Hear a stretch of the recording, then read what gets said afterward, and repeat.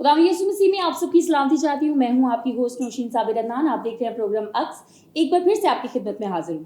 खुदावन की ताज़ीम करते हैं ऐसे बहुत सारे लोगों के लिए जिन्हें खुदावन ने चुन रखा है अपनी खिदमत के साथ साथ उस्ताद होने के दर्जे के हवाले से।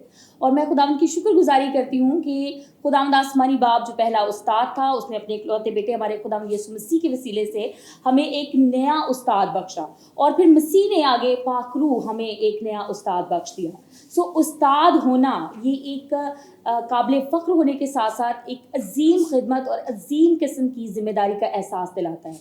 मैं अगर इसराइल की तारीख़ को उंडेल के देखूं तो मैं ये जानती हूँ कि जब किसी को रबी कहा जाता यानी उस्ताद कहा जाता तो उसके शागिर्द उसके पीछे पीछे चला करते थे रास्ते में। और वजह क्या थी? वजह ये थी कि जब रबी आगे चलेगा और उसकी कदमों से उड़ने वाली जो धूल होगी वो जब हम पर पड़ेगी यानी शागिर्दों पे पड़ेगी तो वो इल्म और हिकमत में और ज़्यादा ऊपर बढ़ते जाएंगे। ये आजी इनकिसारी मोहब्बत और जानिसारी का एक ऐसा तरीका अमल नज़र में आता है जो कि जिसकी मिसाल बहुत कम मिलती है। और ये ऐसी खूबसूरत बात है जिसको देखते हुए मैं जितने भी असातिज़ा आज मैं अपने इर्द गिर्द देखती हूँ तो मैं हमेशा इस बात को याद करती हूँ कि ये वो शख्सियत है जिसे खुदावंद ने चुन रखा है।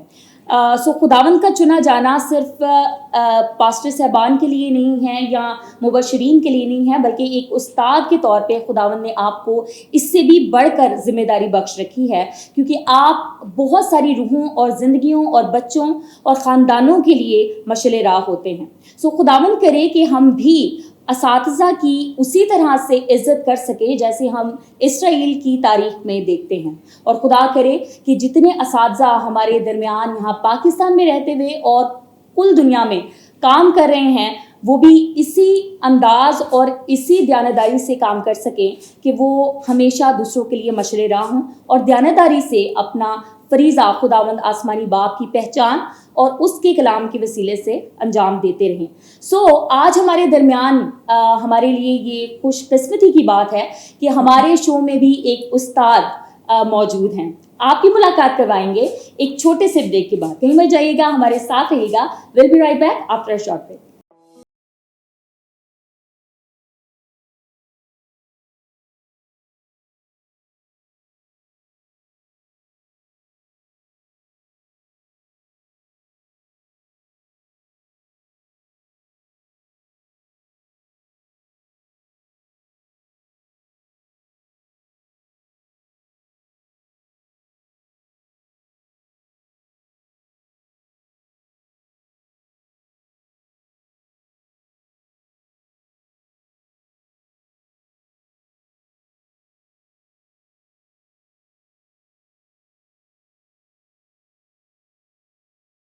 नाज़रीन, और आज हमारे दरमियान यहाँ पे मौजूद हैं सिस्टर सोनिया थॉमस जो कि AOC चर्च में जनरल सेक्रेटरी हैं और पेशे के एतबार से ये एक टीचर हैं, एजुकेशनिस्ट हैं, जिन्होंने मुख्तलिफ स्कूल्स में एक टीचर होते हुए और एक कोऑर्डिनेटर होते हुए अपनी खिदमात अंजाम दी हैं। वक्त को ज़ाया किए बगैर आपकी मुलाकात करवाते हैं सिस्टर सोनिया से। तो वेलकम मैम, आप हमारे प्रोग्राम में तशरीफ लाई, आपकी बहुत ज़्यादा शुक्रगुजार हैं। Thank you so much, and thanks to JCTV, they have invited me over here to share my testimony.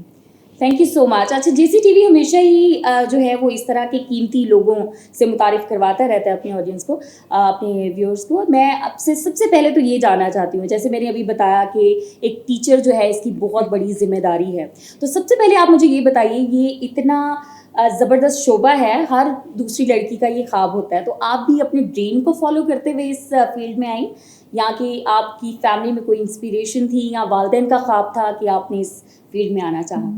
ये इंस्पिरेशन मुझे अपनी टीचर्स से आई कि जब मैं अपने टीचर्स को देखती थी तो मैं इसी तरह से सोचा करती थी क्लासरूम में बैठे हुए कि कभी मैं भी इनकी तरह से टीच करूंगी, और जिस तरह से वो अपने स्टूडेंट्स को प्यार से पढ़ाती थी उसी तरह की मैं एक अच्छी टीचर बनना चाहती थी। Very nice. सो आप की तारुफ में अभी मुझे भी अभी पता चला आप जैसे AOC में जनरल सेक्रेटरी की भी खिदमत अंजाम दे रहे हैं, तो अक्सर औकात मैंने देखा कि जो टीचर्स हैं वो खिदमत में या जो खादमीन हैं वो टीचर्स होते हैं। सो खुदावन ने आपको एक तजर्बा बख्श रखा है दोनों फील्ड्स में, लेकिन आखिर खुदावन के साथ आपकी ज़िंदगी का जो पहला इनकाउंटर था या खुदा के साथ चलने का ये जो तजर्बा है ये कहाँ से शुरू होता है? یہ میں 8th کلاس میں تھی. 1992 میں میں نے خدا کو ایز اے مسیح کو اپنا شخصی نجات دہندہ قبول کیا اور میں نے پانی کا بپتسمہ لیا اور پھر اسی طرح سے خدا کے ساتھ چلتے چلتے پاک کا بپتسمہ ہوا. پھر چرچ میں نے ایز اے کوائر میں پارٹیسپیٹ کرتی رہی, سنڈے اسکول لیا اور بس پھر تھرو آؤٹ ہم خدا کے ساتھ چلتے رہے. اور پیرنٹس نے بھی اسی طرح سے براٹ اپ کیا, کلام کو دیکھتے ہوئے ہر بات پہ, ہر چھوٹی بات پہ وہ کلام کا ریفرنس دیتے ہوئے ہمیں بتاتے تھے کہ اس طرح سے. سو آپ نے اپنے والدین کے ذریعے مسیح یسوع کو دیکھنا شروع کیا اور پھر اس کے بعد ان کو اپنی زندگی میں دعوت دی. جی بالکل. That's great, wonderful.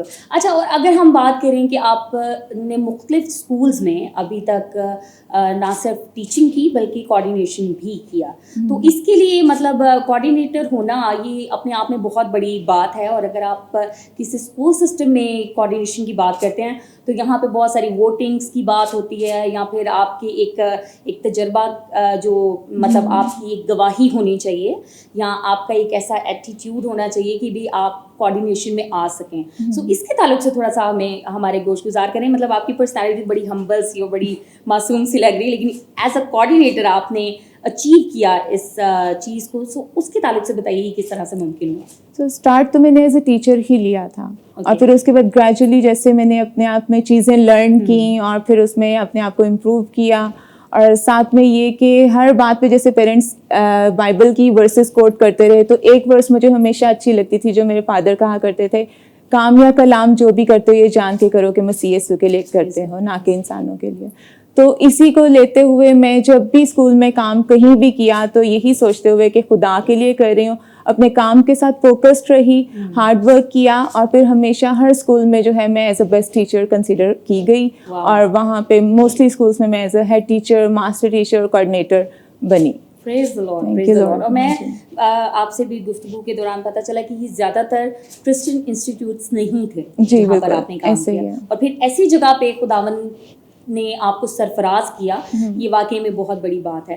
سو اگر میں آپ سے یہ پوچھوں کہ دیکھیے اب یہ کام کرتے کرتے اس میں بہت ٹائم گزر گیا, میں نے بہت سارے ایسے ٹیچرز سے مجھے ملنے کا اتفاق ہوا جنہوں نے اس فیلڈ کو صرف اس لیے چھوڑ دیا کہ اس میں جو ہے وہ محنت زیادہ بٹ ارننگ بہت کم ہے. تو کبھی آپ پر بھی ایسا کوئی ٹائم آیا کہ جب آپ نے سوچا یار یہ تو بڑا مشکل وقت ہے, ٹائم ہے, اور ایسی فیلڈ میں مطلب جٹے رہنا, یہ کوئی عقل مندی میں تو اس کو لیفٹ کرتے ہیں اور پھر کہیں اور دیکھتے ہیں کہ کچھ ارننگ پروسیس میں ہم بڑھیں.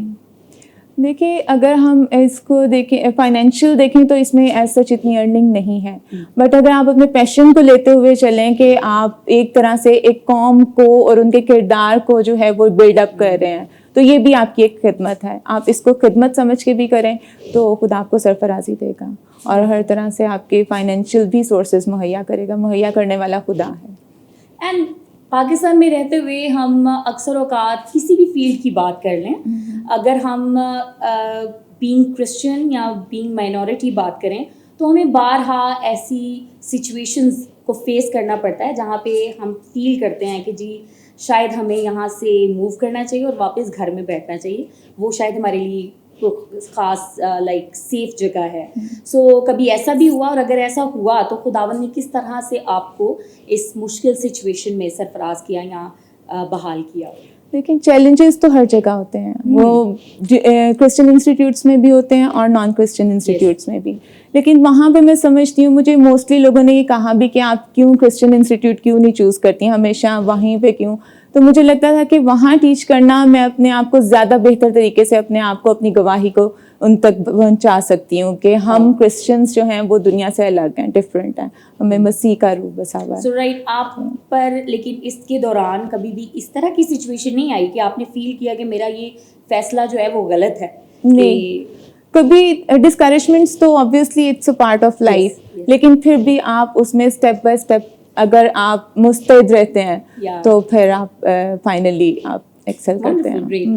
سو آپ سے ایک اور بات جو میں جاننا چاہتی ہوں وہ یہ ہے کہ دیکھیے ابھی آپ خداوند کے فضل سے ایک کامیاب ٹیچر ہیں, ایک کامیاب کوآرڈینیٹر ہیں, ایک کامیاب جنرل سیکرٹری بھی ہیں, یعنی یہ آپ کی ایک آپ اور زیادہ بلندی پہ پہنچی ہیں مسیح میں بھی. میں یہ جاننا چاہتی ہوں اگر آپ ابھی اس جگہ پر کھڑے ہو کے سونیا تھامس اپنے آپ کو دیکھتی ہے ایک کامیاب ٹیچر, کوآرڈینیٹر, ایک جنرل سیکرٹری, تو ہم اگر تھوڑا سا پیچھے جا کر دیکھیں आप क्या सोचती हैं लाइफ में ऐसी कौन सी शख्सियत है जिसमें आप फील करते हैं कि अगर ये शख्सियत मेरी ज़िंदगी में ना होती तो मैं आज ये इस अचीवमेंट पे ना पहुंची होती, इस स्टेज पे ना पहुंची? इसमें सबसे पहले तो मैं अपने हस्बैंड का बताना चाहूँगी, he is very loving and supporting, और बाकी फैमिली भी मेरी बहुत सपोर्टिव है इसमें, लाइक कोऑर्डिनेशन में, चर्च में समटाइम्स टाइम भी बहुत लग जाता है हमें, but still they are very cooperative.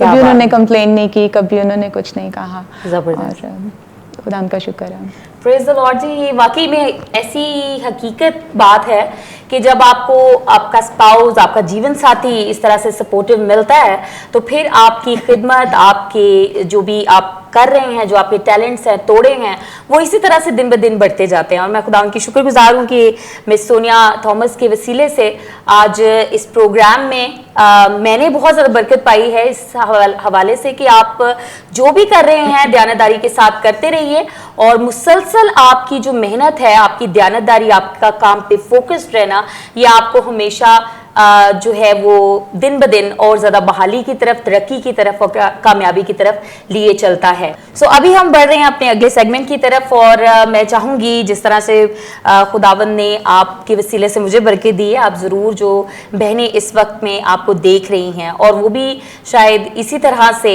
आपकी लाइफ ही की तरह अपनी ज़िंदगी गुजार रही हैं, मुख्तलिफ जिम्मेदारियों को अंजाम देते हुए। सो आज आपके पास उनकी हौसला अफजाई के लिए जो अल्फाज हैं, जो ख्याल हैं, मैं चाहूँगी कि ज़रूर आप पेश कीजिएगा।